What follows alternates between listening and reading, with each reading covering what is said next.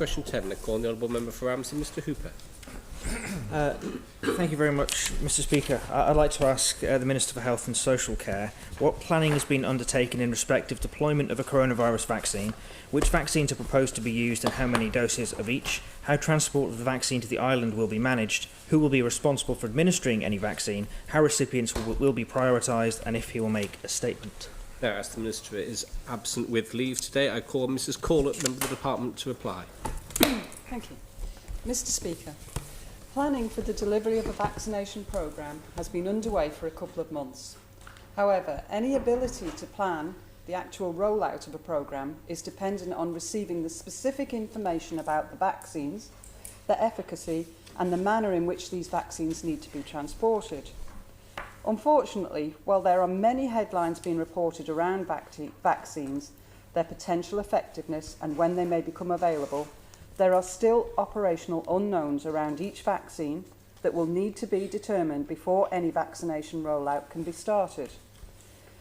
This position is improving each day, but scenario planning is still only possible at this stage. I would like to advise honourable members that the Department has been engaging with the health authorities in the United Kingdom for some time now in relation to the availability and procurement of vaccines for the island, as and when these vaccines become available. The honourable member asks about the vaccines proposed to be used and the quantities. All I can say at the moment is that there are a number of vaccines under development and the island, like the UK, will have access to a mix of vaccines. The island is currently scheduled to receive sufficient vaccine to inoculate the total population of the island over the age of 18. The first of these vaccines developed is that developed by Pfizer in conjunction with BioNTech. Deliveries of this vaccine are scheduled to commence shortly after the approval for use has been given by the Medicines and Healthcare Products Regulatory Agency and will take place over a couple of months. Other vaccines are scheduled for delivery to the island once they become available and have passed regulatory approval. Transportation to the island will be through the normal NHS supply chain process. Vaccines will be shipped in such a manner to ensure the temperature requirements are maintained at all times, along with delivery protocol to ensure that the cold chain is maintained. Work is currently underway to access the availability and numbers of suitably trained and qualified vaccinators, which, when combined with the age data and vaccine delivery schedules, will allow modelling of potential delivery methodologies. This work includes the development of vaccine-specific training to ensure the safe delivery of the vaccine. At this time, the exact timing of any vaccine programme rollout is uncertain. However, it is envisaged that a rollout will commence shortly after approvals and vaccinations are received on the island. Time is being spent carefully planning and investigating the possible options to ensure that once underway, the programme will run smoothly. And I am sure that honourable members understand, Mr Speaker, that there needs to be careful stage-by-stage planning. This is the largest mass vaccination programme ever planned, and there is an absolute need to get this right from the outset. Thank you very much, Mr Speaker. First, I'd like to thank the honourable member for answering the question in the Minister's absence. She mentioned in her answer that the planning has been underway for a couple of months by this point, and that it's very important that we understand that it will be a very carefully managed stage-by-stage process. Can the honourable member advise when GPs will first engaged in that process? Call the members for the Department to reply. I must apologise, Mr Speaker, I do not have that information in my supplementary, but I will find that information and circulate to all honourable members, if that's okay. Question, Dr Allinson.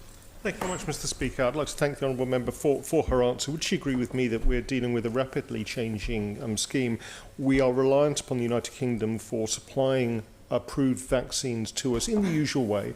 And the United Kingdom has pre-ordered 357 million doses of various vaccines, and only yesterday agreed to pre-order some more of the Moderna vaccine, a messenger RNA vaccine produced by the United States National Institute of Health Vaccines.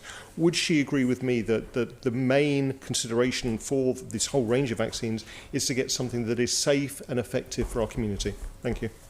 Mr. Speaker, I couldn't agree more. And I think as the original vaccine, the Pfizer one, is going to be the most difficult to administer because of the transportation difficulties, because of the extremely low temperatures. But as vaccines come online, the rollout will become more practical because the other vaccines are going to be kept at more suitable temperatures or easier temperatures for us to store. Thank you. Supplementary question, Mr. Shimmons. Thank you, Mr. Speaker. Is the honourable member aware that our fellow Crown Dependencies in Guernsey and Jersey have both requisitioned large halls, so Fort Regent and St Helier and St John Loveridge Hall at Beau Séjour in Guernsey, to set up major vaccination centres to help with the significant challenge that this vaccination programme will create without overloading already stretched existing health centres? Are there any plans to do a similar approach here in the Isle of Man? Member for the Department to reply. Thank you, Mr. Speaker. Yes, options are being looked at, and the options are whether we deliver this centrally or whether we deliver this regionally. That actually depends on the vaccine itself. The Pfizer's vaccine, I think, in my opinion, would be better delivered centrally because of the mixing process, but the other vaccines could be delivered regionally, which would make it easier for people to access the vaccine. Supplementary question, Mr. Hooper. Thank you very much, Mr. Speaker. In her original answer, the Honourable Member said that work is currently underway to identify the numbers of trained staff on the island. It's a little bit surprising to hear that that work hasn't already been completed. We've known that whatever type of vaccine arrived, we would need trained staff on the island to roll it out. And I'm a little bit surprised to hear that we haven't already established in the 6 months we've been going through this pandemic that we have a certain number of staff that are trained or that we may need to train. I wonder if the member could provide a bit more information as to actually what she means by that work is currently underway and roughly how many staff they are actually looking to need on the island to roll out a vaccine of that. Member to reply. Thank you, Mr. Speaker.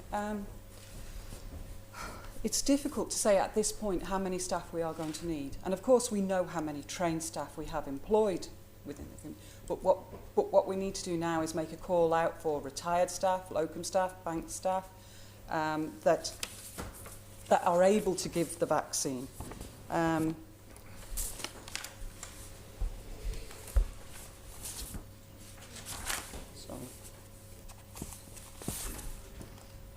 So once the call out for extra help, then we will be able to then know how we're going to schedule it. Supplementary question, Mr. Thomas. Thank you, Mr. Speaker, and I thank the member for the very helpful, very full answer and all the information provided.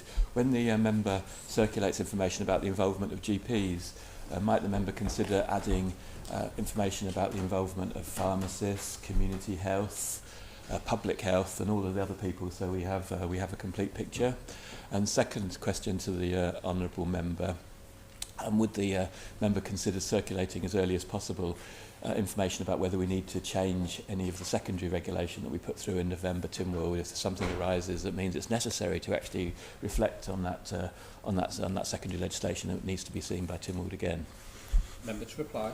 Thank you, Mr. Speaker. Yes, you will all remember at the November Tynwald we agreed a number of regulations under the Medicines, Pharmacy and General Sale Exemption Amendment Regulations 2020, which allowed DHSE to approve the protocols allowing for the supply and administration of COVID and influenza immunisations by a range of people, including dentists, pharmacists, nurses, midwives, paramedics and physiotherapists. I think we also have to consider there are some indemnity restrictions around who is able to give give the vaccine. We need to make sure that there's no liability. And yes, absolutely, I will circulate the information about the GPs. It is possible that we may need to change legislation, but that hasn't been flagged up at the moment. Thank you. Supplementary question, Ms Edge. Thank you, Mr Speaker. Thank the member for being so thorough in her answer. Obviously, it sounds like this vaccination might be unique because she talked about mix. But my question really is, how many are we actually getting allocated to the Isle of Man? Because I haven't heard that yet. And I've not heard a process which is required clearly before any of this, and that's securing suitable transportation to the Isle of Man for the cold storage, which has been talked about. Thank you, Mr Speaker. Member to reply. Thank you, Mr Speaker. Vaccine quantities available to the island are based on its population as a percentage of the overall population of the UK and the Crown Dependencies. This means the island will receive some 0.13% of the total vaccinations ordered by the UK. This potentially amounts to some 447,000 doses of up to 7 different vaccines. That's the amount we could take, not necessarily the amount we would take. The cold storage chain for the particular Pfizer vaccine that needs to be kept at extremely low temperatures, they have devised a case now that this vaccine can be transported in with dry ice, which, as long as it's unopened, will last for 10 days at minus 20 degrees. As it arrives on island, we have purchased some freezers that go to minus 20 degrees in order to store the vaccine. Supplementary question, Dr Allinson. Thank you, Mr Speaker. Would the honourable member agree with me that rather than a huge vaccination programme being rolled out from day one, the most likely scenario is that we will be provided with various vaccines in small tranches at various times? Would she also agree with me that the Isle of Man is dedicated to follow very closely the United Kingdom's Joint Committee on Vaccination and Immunisation priorities? And so initially those older adults resident in care homes and care home workers will be given priority for any effective vaccination which has been found to be suitable for those populations. Thank you. Mr. Reply, Mrs. Corlett. Thank you, Mr Speaker. Yes, care homes, residential homes and care staff will be the first priority. The island's rollout will very closely follow the United Kingdom's Joint Committee on Vaccination and Immunisation priorities. Work is currently underway to determine the best methodology of delivery, assessing the percentage of the population falling within each priority group and the geographical spread of each grouping across the island. Supplementary question, Mr Shimmons. Thank you, Mr Speaker. Would the honourable member agree with me that people will wait patiently in lines outside the normal 9 to 5, Monday to Friday working week to be vaccinated, but people will not wait patiently if the vaccines are here, but the Department of Health has failed to mobilise effectively to manage the logistics and the rollout of these eagerly awaited vaccines? Member for the Department to reply. Thank you, Mr Speaker. Yes, I would agree with the honourable member that that is true, but I do think we need to manage expectations here too. That this isn't going to be rolled out next week, that it's going to be rolled out probably over the next 12 months. Supplementary question, Captain Quine. Thank you, Mr Speaker. Mr Speaker, given this huge logistical undertaking, would the member be able to say that we've given reports that military medics will be carrying out the vaccination in the United Kingdom, whether a request for assistance from the armed forces has been undertaken with regard to administering the vaccine here on the island? Member for the Department to reply. Thank you, Mr Speaker. No, I'm not aware that we have. As I say, we have some issues around indemnity. Proper training, qualification has to be. The people giving the vaccination need to be qualified. Remember, this is a voluntary vaccination. It's not compulsory. There are no plans to make it compulsory. And therefore, people need to have not only confidence in the vaccination, but in the people that are administering it. Final supplementary to the original question, Mr Hooper. Thank you very much, Mr Speaker. When the member gave her original answer, she talked about maybe the Pfizer vaccine being the one that arrives first and that being rolled out maybe over a couple of months. She's talked about the priorities being in line with the JCVI from the UK. So we've got really a high-level understanding then of who will get the vaccine first and roughly when.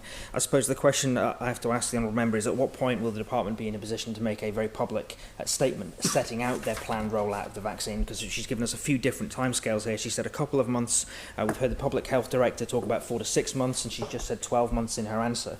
Really, I'm just curious as to when are we actually going to be in a position where the department feels confident that it can say, right, we know roughly how long this is going to take. The member for the department to reply. Thank you. Yes, I'd like to clarify that's my opinion, 12 months. This is huge. Logistically, it's hugely complex as well.